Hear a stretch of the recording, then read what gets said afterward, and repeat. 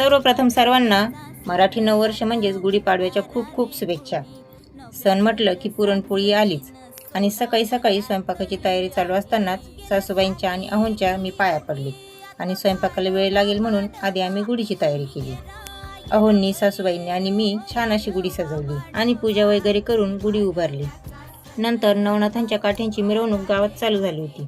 घरासमोर नवनाथांच्या काठ्या आल्यावर आम्ही सगळ्यांनी त्याची पूजा केली. नंतर लगेचच मी स्वयंपाकाला सुरुवात केली. दीदीने मला नैवेद्य करण्यासाठी बरीच मदत केली. नवीन वर्षाचा पहिला सण असल्यामुळे गावातील सर्वच मंदिरामध्ये नैवेद्य ठेवायचे होते, त्यामुळेच नैवेद्यही भरपूर करायचे होते.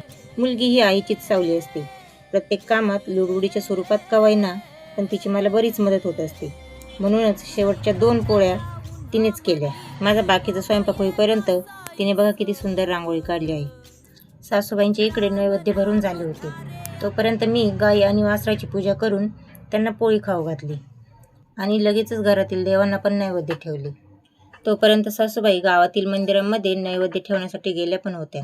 आता भूक तर खूप लागली होती, पण आधी ड्युटी होती ती म्हणजे मळ्यातली. कारण उन्हाळा चालू झाल्यामुळे पक्ष्यांची खूप काळजी घ्यावी लागते. उन्हाळ्यात आम्ही पक्ष्यांना सकाळी 6 ते 12 वाजेपर्यंत पाण्यामध्ये व्हिटॅमिन सीची पावडर देतो. त्यामुळे त्यांना उष्णतेचा त्रास बराच कमी होतो. आणि घरी आल्यावर आम्ही लगेचच जेवण करायला बसलो. तर आजसाठी इतकंच. भेटूया पुढील ब्लॉगमध्ये.